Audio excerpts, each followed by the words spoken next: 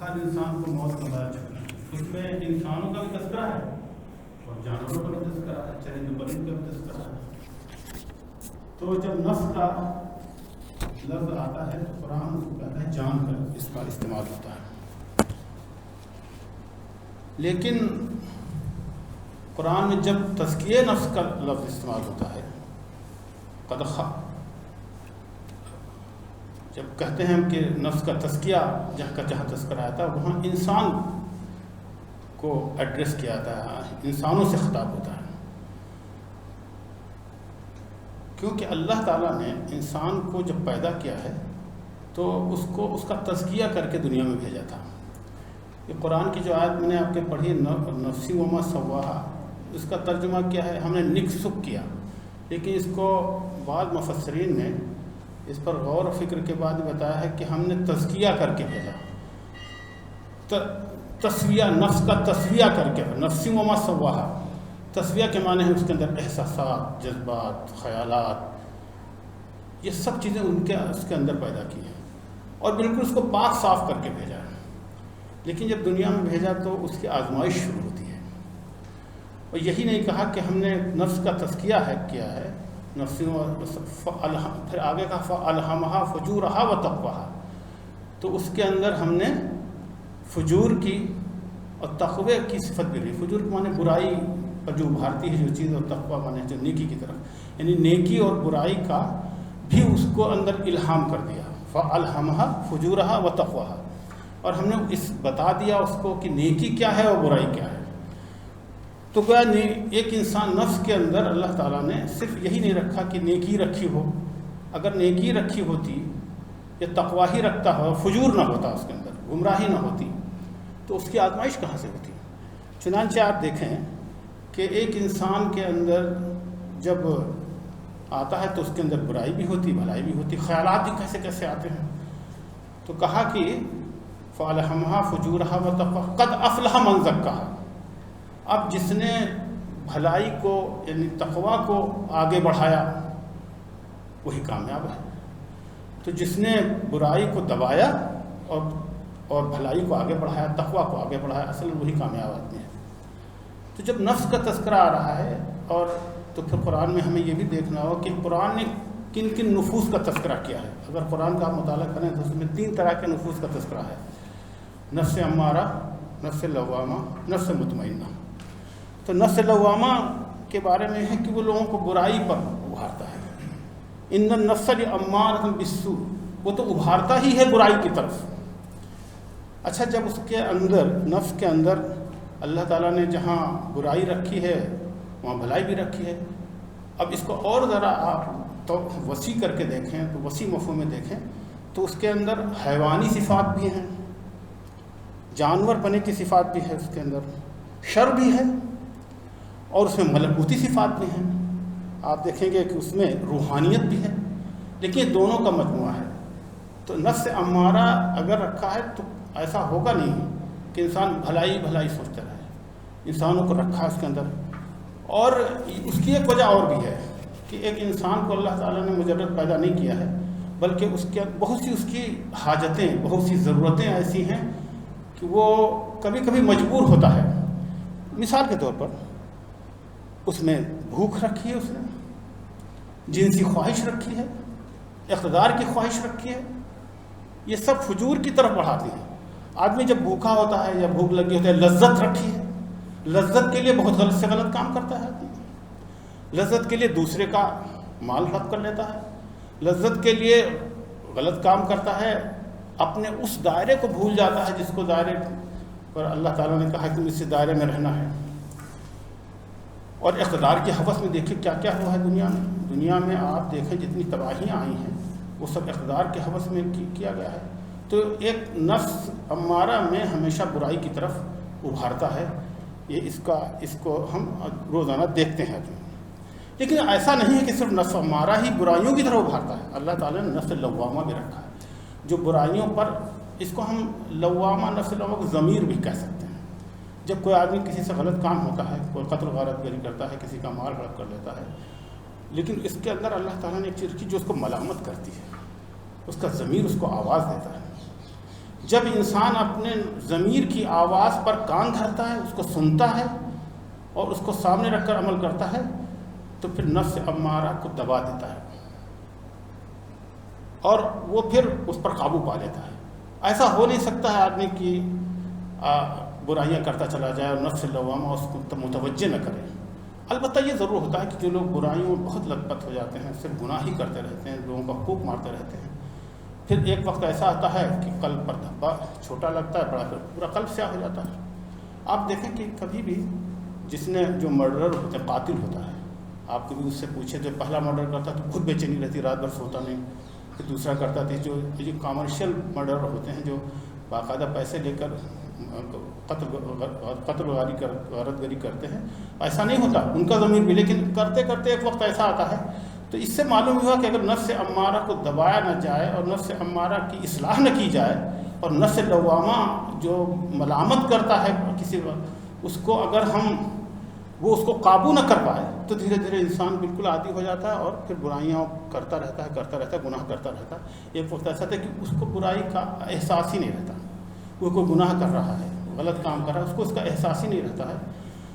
چنانچہ آپ چوروں کو دیکھیں، ڈاکوؤں کو دیکھیں، غلط کام کرنے والوں کو دیکھیں، اقتدار کے کو دیکھیں۔ اقتدار کے جن لوگوں کو ہوس ہوتی ہے تو ہزاروں لاکھوں لوگوں کو مروا دیتے ہیں وہ اپنے بڑے مشن کے لیے، ان کو بالکل درد نہیں ہوتا، ان کو لگتا ہے کہ ان کا ضمیر بجھ گیا ہے، ان کا ضمیر خاموش ہو گیا ہے، ان کا ضمیر ملامت کرتا ہی نہیں ہے۔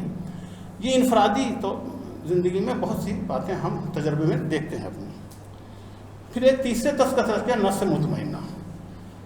امارہ نے برائی پر ابھارا، لوامہ نے اس کی سرزنش کی، اس کو گرفت کی، اور پھر وہ پلٹ آیا اور پھر اللہ کے احکام کے تابع ہو گیا، اللہ کے تابع ہو گیا، اس کو ہم کہتے ہیں نفس مطمئنہ، اور اللہ کے فیصلوں پر راضی ہو گیا، تو کہتے ہیں مطمئن ہو گیا اللہ کے فیصلوں پر۔ اصل میں انسان کشمکش میں رہتا ہے، آپ انسان کی زندگی پر کبھی غور کریں، وہ کشمکش میں رہتا ہے، اس کو بہت سا مال مل جاتا ہے، اس کے بعد اور اس کی ہوس ہوتی ہے، ایک جدوجہد کر رہا ہوتا ہے۔ اس دنیا میں کوئی ایسا آدمی نہیں ہے کہ جو پوری طرح سے مطمئن ہو سوائے مومن کے، جس کا اللہ پر بہت گہرا یقین ہوتا ہے، جو اللہ کے فیصلوں پر راضی رہتا ہے، وہی نفس مطمئنہ اس کو حاصل ہو پاتا ہے۔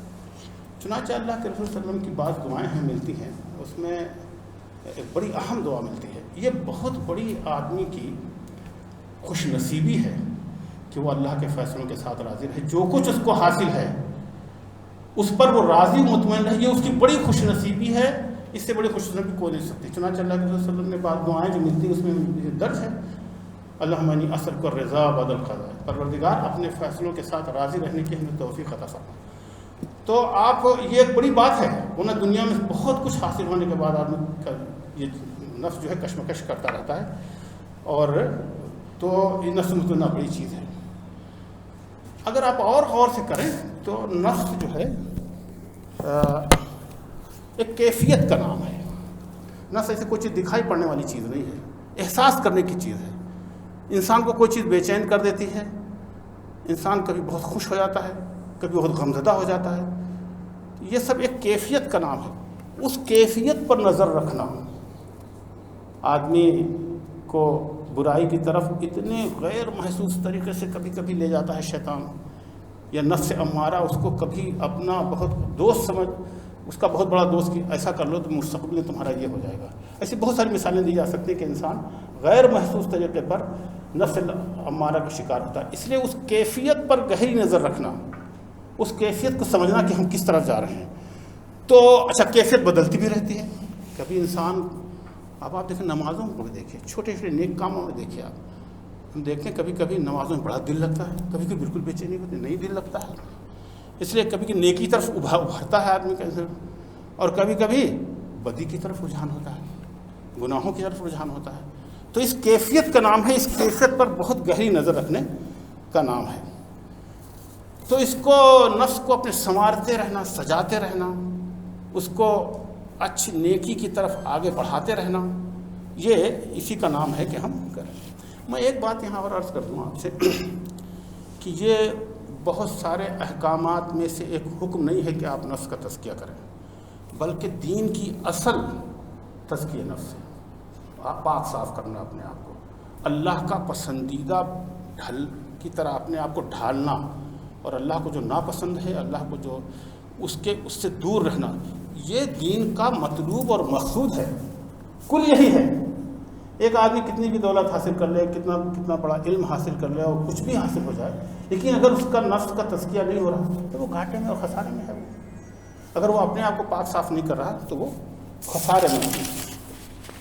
تو وہ بالکل ہمارا، تو اس کے لیے ایک مجاہدے کی ضرورت ہے۔ انسان کے اندرون کی جو کشمکش ہے اس کو سمجھنے اور اس سے مجاہدہ کرنے کی ضرورت ہے۔ ایسا نہیں ہوتا ہے دنیا میں کہ ایک بار آپ کا نفس تزکیہ ہو جائے، آپ پاک صاف ہو جائیں، آپ اللہ کے ہو کر رہیں، اس کی بندگی کریں اور پھر وہ کیفیت نہ بدلے، یہ بدلتی رہتی ہے۔ چنانچہ اس کی بندگی کا بار بار احساس ہو، انسان کے اندر کی جو کشمکش ہے وہ مجاہدہ چاہتا ہے، وہ جد و جہد چاہتا ہے کہ وہ ہر وقت اس پر گہری نظر رکھی جائے۔ کسی نے بہت اچھی مثال دی ہے کہ نفس جو ہے ایک سرکش گھوڑے کی طرح ہے۔ جو لوگ اس سرکش گھوڑے کی سواری کرتے ہیں، اس کی لگام کو ٹائٹ رکھتے ہیں، مضبوط رکھتے ہیں، وہ تو منزل تک پہنچ جاتے ہیں، ورنہ بیچ میں ان کو گرا دیتا ہے۔ چنانچہ اس کی بہت سی مثالیں موجود ہیں کہ ایک آدمی بڑا نیک ہے، ایک آدمی بہت بظاہر لگتا ہے کہ وہ شرافت اور نیکی کا مرقع ہے، لیکن اس سے کچھ ایسی غلطی وہ اس گھوڑے کو سنبھال نہیں پاتا ہے۔ تو نفس ایک سرکش گھوڑے کی طرح ہے کہ آپ اس پر سوار ہو جائیں تو وہ ہوگا۔ تو تین چیزیں ایسی ہیں کہ جو آدمی کو گمراہ کرتی ہیں۔ ایک لذت کرتی ہے، آدمی بہت سی چیزوں میں مزہ آتا ہے، اس کے لیے وہ ان حدود کا خیال نہیں رکھ پاتا جن حدود کا خیال رکھتے ہوئے اس کو سو رہنا ہے، زندگی گزارنا ہے۔ پھر نفس کی سرکشی سے وہ ہوتا ہے۔ تیسری غفلت بھی بڑی چیز ہے، آدمی کبھی اپنے آپ کو ڈھیلا چھوڑ دیتا ہے، نمازوں میں کوتاہیاں ہوتی ہیں، دوسروں کے حقوق پر بھی ہم بہت زیادہ توجہ نہیں دیتے ہیں۔ کئی بار ایسا ہوتا ہے کہ ہم اپنے ساتھیوں یا اپنے اعزاء کو یا قریب ترین لوگوں کو مدد کی ضرورت ہوتی ہے، لیکن ہماری غفلت بیچ میں آ جاتی ہے۔ تو ہوشیار رہنا، بیدار رہنا، یہ بہت بنیادی ضرورت ہے کہ ہم اپنے نفس کو قابو میں پا جائیں، اور جو شر کا جذبہ پیدا ہوتا ہے اس کو دباتے رہیں ہر وقت، اور جو خیر کا جذبہ ہے اس کو بڑھاتے رہیں۔ خیر کو بڑھانے کا کام شعوری طور پر کیا جائے۔ آپ نے کبھی دیکھا کہ کسی بلندی پر آپ چڑھیے تو محنت کی ضرورت ہوتی ہے، کسی پہاڑ پر آپ چڑھیں تو یہ جو نفس کا تزکیہ ہے یہ بلندیوں کی طرف اوپر چڑھنے کا نام ہے، عظمت حاصل کرنا ہے، بلندیوں پر پہنچنا ہے۔ تو اگر بلندیوں پر پہنچنا ہے تو اس کے لیے ضروری ہے کہ ہم اس کے لیے جد و جہد کرتے رہیں، اور بلندیوں پر چڑھنے کے لیے بیداری کی بہت ضرورت ہے، انرجی کی ضرورت ہے، طاقت کی ضرورت ہے، غفلت سے دور ہونے کی ضرورت ہے، باخبر رہنے کی ضرورت ہے، بیدار رہنے کی ضرورت ہے۔ تو اگر آدمی کرے تو یہ آ سکتا ہے۔ ایک مثال سے اور سمجھا جا سکتا ہے کہ نفس کو قابو کرنے کے لیے، لیکن میں نے کہا تھا کہ نفس ایک کیفیت کا نام ہے۔ آپ دریا کو دیکھیے، دریا جب تک دریا میں پانی اپنے حدود میں رہتا ہے دریا میں، تو وہ ہمارے لیے باعث خیر ہے، اس سے کھیتیاں ہوتی ہیں، ایگریکلچر ہوتی ہے، پھل اور پھول اور کیا کیا چیزیں آتی ہیں۔ لیکن اگر طغیانی آ جائے اور دریا کا پانی نکل کر باہر پھیل جائے تو سیلاب آتا ہے، پھر تباہی آتی ہے۔ وہ انسانوں کی تباہی ہے، لوگوں کی تباہی، لیکن اسی طرح انسان کی سرکشی کو، نفس کی سرکشی پر اس دریا کی طرح ہے جو پانی میں اگر رہتا ہے اپنی حدود میں تو ہمارے لیے باعث خیر ہے، باعث رحمت ہے۔ اچھا ایک بات یہاں اور ہے، جو لوگ اپنے نفس کا تزکیہ کرتے ہیں تو عام طور سے پاک صاف رکھتے ہیں اپنے آپ کو، وہ یہ سمجھتے ہیں کہ شاید ہم آخرت کے لیے کچھ کام کر رہے ہیں۔ بلا شبہ آخرت کے لیے تو کام کرتے ہیں، اللہ تعالیٰ خوش ہوگا، لیکن میں آپ سے عرض کرتا ہوں جو لوگ اپنی حدود میں رہتے ہیں، جو دریا اپنے حدود میں بہتا ہے، اس کو یہاں پر بھی پرسکون زندگی حاصل ہوتی ہے۔ اللہ کا وعدہ ہے کہ اگر تم یہ کرو گے تو تمہاری یہاں کی زندگی بھی کامیاب زندگی ہوگی، اور قرآن میں اس کے بارے میں کہا گیا ہے کہ بھئی ہم ایسے لوگوں کو بہتر زندگی دیں گے جو تقویٰ کی زندگی گزاریں گے، اپنے نفس پر قابو پاتے ہوئے، نفس پر کو لگام دیتے ہوئے آگے بڑھیں گے۔ تو اس دریا کی مانند اگر آپ رہتے ہیں تو آپ کو یہاں کی زندگی بھی مقرر ہے۔ دیکھیے اسلام کی سب سے بڑی خوبی ہے، دوسرے مذاہب کو دیکھیے تو مرنے کے بعد کی زندگی کے بارے میں کچھ خوشخبری سنائی جاتی ہے، لیکن اسلام کی خوبی یہ ہے کہ جب کوئی بات یہاں بتائی جاتی ہے کہ یہ کام کرنے کے ہیں تو اس سے کامیابی یہیں سے شروع ہوتی ہے، دنیا سے شروع ہوتی ہے۔ ایک اچھی زندگی، پرسکون زندگی، باوقار زندگی یہیں سے ہمیں حاصل ہوتی ہے اور اس کو آخرت تک پہنچتی ہے، آخرت تک پہنچتی ہے۔ تو دریا کی مثال سے بھی ہم سمجھ سکتے ہیں۔ تقویٰ کے معنی ہیں کہ اللہ کی آپ کو معرفت ہو جائے۔ معرفت الہی کے بغیر تزکیہ نہیں ہو سکتا۔ معرفت الہی کا مطلب کیا ہے؟ معرفت الہی کی بہت ساری چیزیں بہت لوگ بتاتے ہیں۔ معرفت الہی کا مطلب یہ ہے کہ اللہ تعالیٰ کی ہر وقت پہچان ہوتی رہے، ہر وقت یاد رہے، جیسے اس کے سامنے کھڑے ہیں، اس کو دیکھ رہا ہے ہمیں۔ یہ بھی آتا ہے نا حدیث میں کہ جس تم نہیں دیکھ رہے لیکن وہ تو دیکھ ہی رہا ہے تمہیں۔ تو اللہ معرفت الہی، تو یہ زندگی کا بہت اہم راستہ ہے جس کو اللہ کی معرفت جس کو حاصل ہو جائے، اور تزکیہ کا ایک ذریعہ بنتا ہے معرفت الہی، یعنی اللہ تعالیٰ خیر رہے۔ اب میں وہ 3-4 باتیں بتاتا ہوں، آپ سے عرض کرتا ہوں کہ جن کو ہم روزانہ کر کے اپنے تزکیہ نفس کا تزکیہ کر سکتے ہیں، اپنے آپ کو پاک صاف کر سکتے ہیں۔ اچھا، یہاں تزکیہ کے مفہوم میں یہ بات بھی شامل ہے کہ آدمی جسمانی طور پر پاک صاف رہے، روحانی طور پر پاک صاف رہے، اخلاقی طور پر بلندی حاصل کرے۔ یہ سب چیزیں پوری شامل ہیں تزکیے میں۔ تزکیے میں یہی نہیں ہے کہ نفس کے خاص طرح کی، بلکہ آپ کی پوری زندگی اس میں شامل ہے۔ صاف ستھرے کپڑے ہونے، اسی لیے آپ دیکھیں صفائی ستھرائی پر بہت زور دے گا۔ الطہور شطر الایمان، آدھا ایمان جو صفائی ہے۔ اس طرح اخلاقی لحاظ سے بہت بلند ہو اور صفائی ستھرائی ہو آدمی کی، تو یہ سب چیزیں اس کے اندر شامل ہیں۔ تو 4-5 باتیں ہیں جس کو اگر ہم اختیار کریں تو ہمارا تزکیہ ہو سکتا ہے، اور دنیا میں بھی کامیابی اور آخرت میں بھی کامیابی سے ہمکنار ہوں گے ہم۔ اور دنیا کی بہت پرسکون، میں دنیا پر بہت زور اس لیے دے رہا ہوں کہ اللہ تعالیٰ اپنے راستے پر جس کو چلاتا ہے وہ دنیا میں بھی کامیابی اس کو عطا ہوتی ہے، اور الگ الگ طرح کی کیفیت ہوتی ہے، اور الگ الگ طرح کی کامیابی کی شکلیں ہوتی ہیں جو ہمیں حاصل ہوتی ہیں۔ کئی بار ہوتا ہے اللہ تعالیٰ کی بہت ساری نعمتوں کا ہمیں احساس ہی نہیں ہوتا کہ اللہ کی نعمت دی ہوتی ہے۔ مثلا صحت ہے، صحت کے زمانے میں کبھی بیماری کا احساس نہ ہو آدمی دیکھے، حالانکہ بہت بڑی نعمت ہے، جب بیمار ہوتا ہے تو پتہ چلتا ہے۔ ایسے گھر میں بہت سی برکتیں ہوتی ہیں، آدمی پتہ نہیں لگتا۔ ایک پروقار زندگی آدمی گزار رہا ہے اور مزید اس کے لیے اور اس کو احساس نہیں رہتا، تو اس کو اللہ کی نعمتوں کا احساس ہر وقت رکھنا، یہ بھی تزکیے کا ایک ذریعہ ہے۔ اللہ تعالیٰ نے ہمیں یہ کچھ دیا ہے۔ تو 3-4 باتیں میں آپ سے عرض کروں گا۔ ایک بات تو یہ ہے کہ عقیدہ جو ہے آدمی کا تزکیہ ہوتا ہے، عقیدے میں شرک شامل نہ ہو۔ ایمان کے معنی بھی ہیں کہ اللہ ہی ہمیں سب کچھ دیتا ہے، وہی سب کچھ کرتا ہے۔ یہ بات ہر وقت دل میں بیٹھی رہے اور مستحضر رہے۔ توحید اور اللہ پر ایمان اور عقیدہ کی، تو شرک سے پاک رہے وہ۔ توحید کے معنی یہ ایمان کے مفہوم جو ہم استعمال کرتے ہیں اس کے معنی یہ ہوتے ہیں کہ اللہ ہی ہماری زندگی میں بہت اہم، اسی سے ہمیں لو لگانی چاہیے، وہی ہمیں دیتا ہے، وہی چھین سکتا ہے، کوئی اور دینے والا۔ اب اگر آپ دیکھیے اس طرح کی اگر آپ کی کیفیت ہو جاتی ہے کہ اللہ پر اتنا گہرا ایمان ہو، تو جو شان بے نیازی ایک انسان کے راتی ہے وہ کہیں نہیں مل سکتی۔ وہ پھر کسی کو خاطر میں نہیں لاتا، وہ صرف اللہ سے مانگتا ہے، اسی سے امیدیں وابستہ کرتا ہے۔ تو آپ دیکھیں یہیں سے اس کی پروقار زندگی شروع ہوتی ہے، اور کوئی ایسا کام نہیں کرتا ہے جو اللہ کو ناپسند ہو۔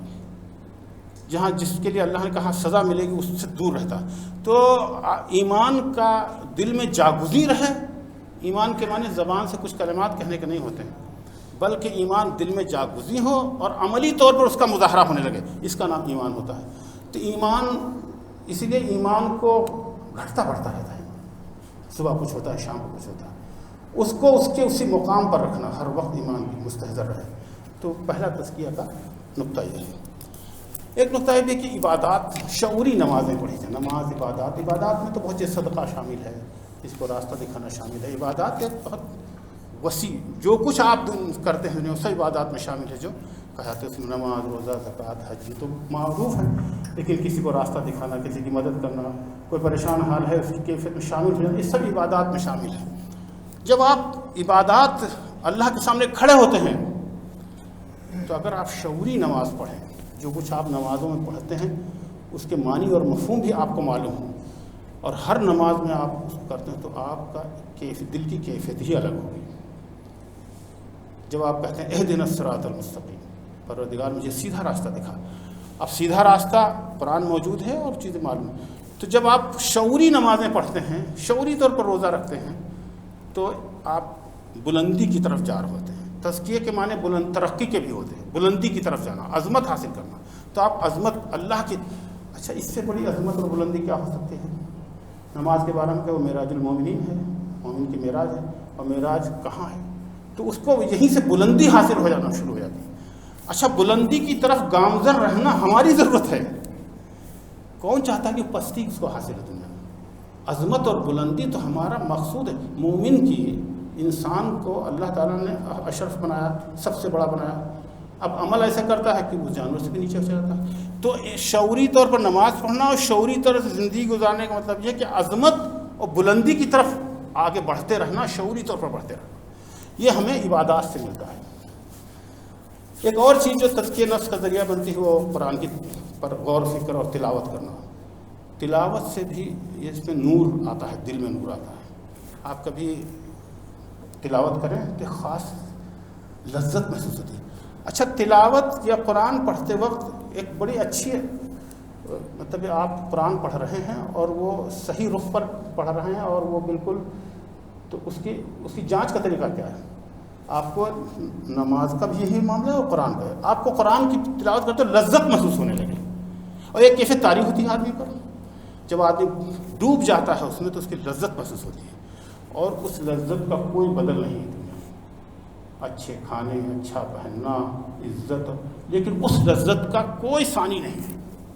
جب آدمی نمازوں کی لذت حاصل ہوتی ہے، جب قرآن پڑھنے میں لذت حاصل ہوتی ہے، جب اس میں ڈوب جاتا ہے آدمی، تو وہ ایک الگ ہی کیفیت ہوتی ہے.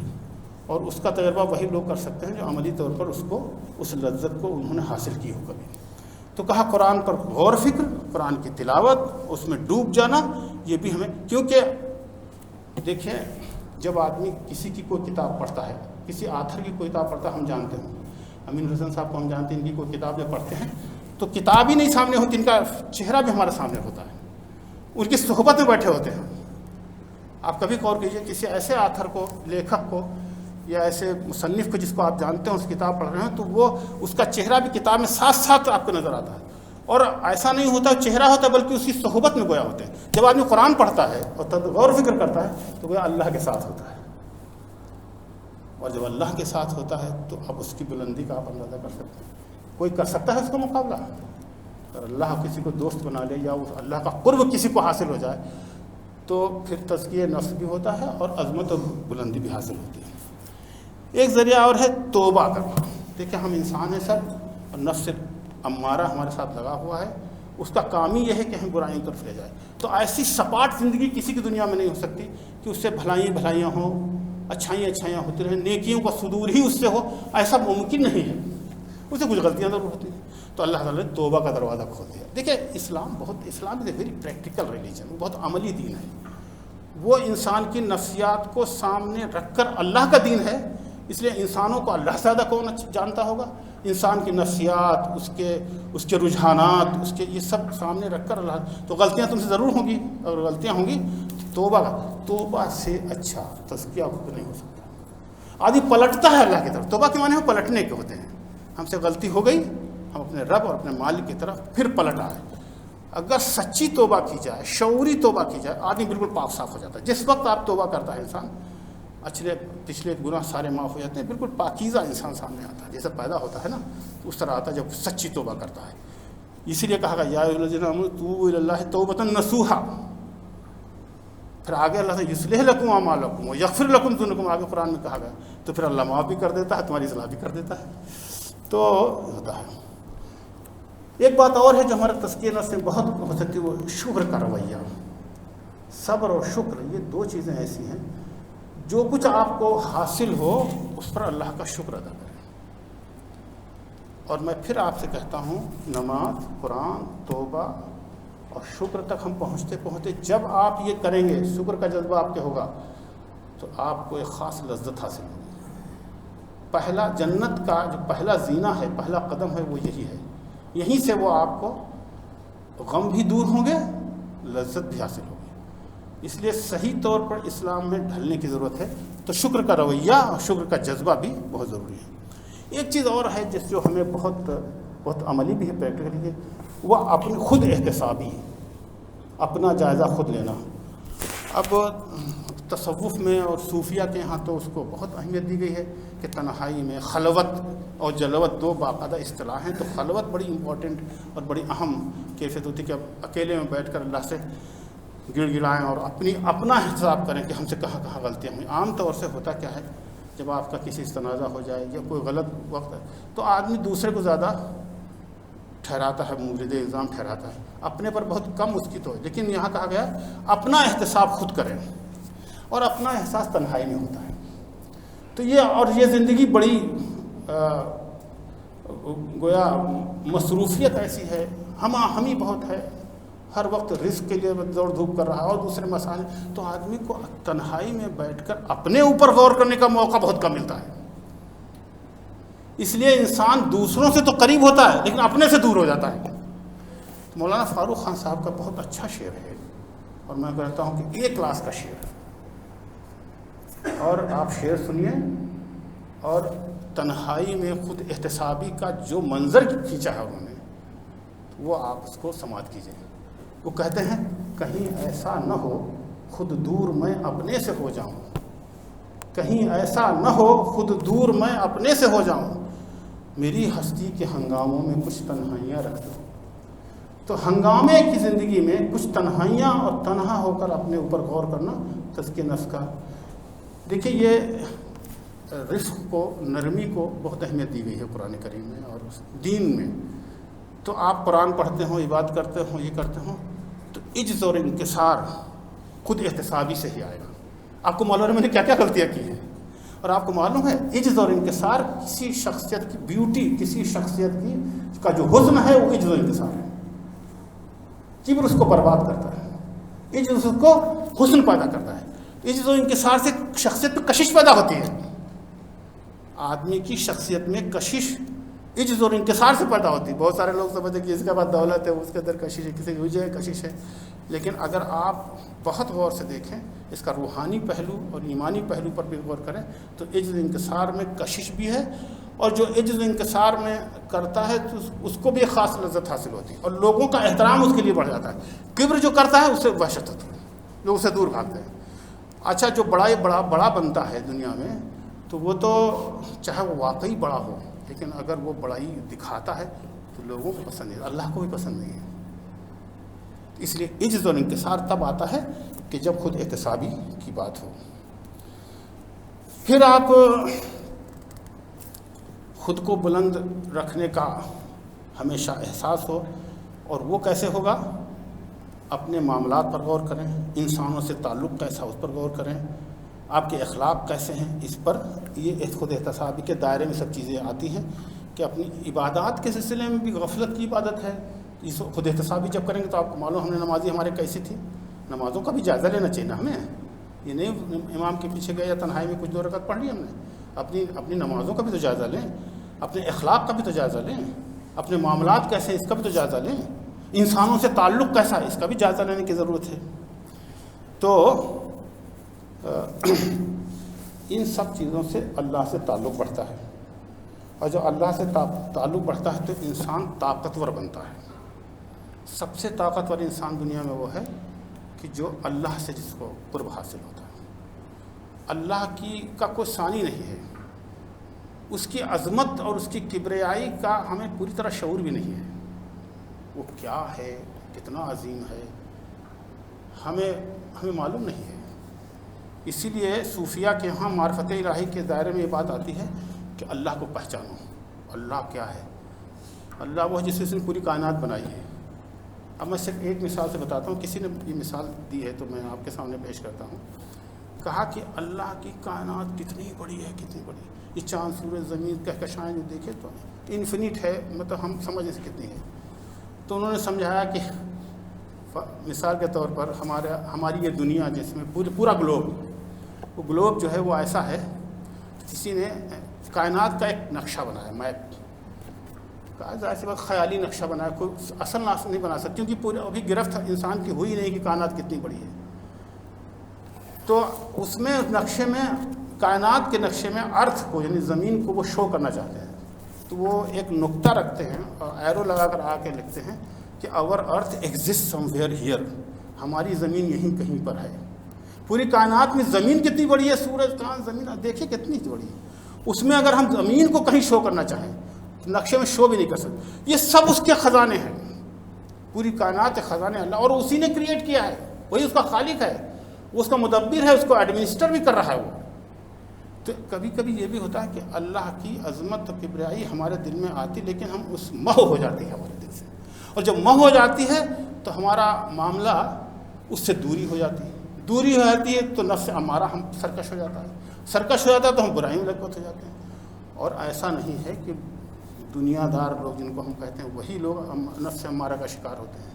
بڑے بڑے عبادت گزار، بڑے بڑے گویا جن کو کچھ صوفی کہہ لیں، کوئی نمازی کہہ لیں، کچھ بھی کہہ لیں آپ ان کو، جو بظاہر لگتے ہیں، وہ سب شکار ہوتے ہیں اس کا.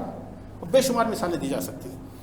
تو نفس اس سے رہنا چاہیے. تو ایک شعوری زندگی ہم گزاریں، اور اسی میں جب اللہ کا تذکرہ آیا ہے تو یہ جمالیاتی پہلو جو اللہ کا ہے، اس کا جو حسن مظاہرہ جس کا ہو رہا ہے، جو لوگ اس بلندی کو حاصل کر لیتے ہیں تو پھر اللہ کا جمال، اس کا جمالیاتی پہلو بھی ان کے دل میں آتا ہے، وہ بھی نفس کو پاک صاف کرتا ہے.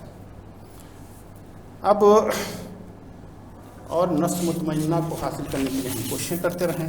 اچھا، آپ پہچان کیا، بس اسی پر میں اپنی بات ختم کرتا ہوں، وقت ہو گیا ہے، بلکہ 2-3 منٹ زیادہ ہو گئے ہیں. اس کی پہچان کیا ہے کہ ہمیں نفس تزکیہ ہمارا ہو رہا ہے؟ سب سے بڑی پہچان یہ ہے کہ اللہ کی بندگی میں اور قرآن کی تلاوت میں لذت محسوس ہونے لگے، انسانوں سے محبت، اس کو ہمدردی اور خیرخواہی پیدا ہو. عام طور سے خاندانوں میں لڑائی جھگڑے آپ دیکھتے ہیں تو انسانوں کو دور ہے، اپنے بھائی میں، ماں باپ میں، خاندان میں لڑائی جھگڑے جو ہوتے ہیں، اس کا مطلب یہ ہے نفس کا تزکیہ نہیں ہوا. آپ بہت بڑے عبادت گزار ہو سکتے ہیں، بہت بڑے عالم ہو سکتے ہیں، بہت دولت مند ہو سکتے ہیں، لیکن نفس کا تزکیہ نہیں ہو، کیونکہ آپ لڑ کیوں رہے ہیں، بغض کیوں ہے، کینہ کیوں ہے. تزکیہ ہونے کی بات پہلی علامت یہ ہے کہ آپ کو عبادات میں لذت محسوس ہونے لگے، دوسرے انسانوں سے خیرخواہی اور محبت کا جذبہ پیدا ہو جائے، اور تیسرا یہ ہے 3 چیزیں اور اس کے اندر پیدا ہوں: اعلیٰ ظرفی پیدا ہو، کشادہ دلی پیدا ہو، ذوق بلند عطا ہو سکے. تو اگر یہ چیزیں پیدا ہو رہی ہیں، اس کا مطلب ہمارا تزکیہ ہو رہا ہے. یہ وہ چند باتیں تھیں جو آپ کے سامنے سے پیش کرنی تھیں. اللہ تعالیٰ سے دعا ہے کہ ہمیں پاکیزگی کی زندگی عطا فرمائے، ہمارا تزکیہ فرما دے. وآخر دعوانا الحمدللہ.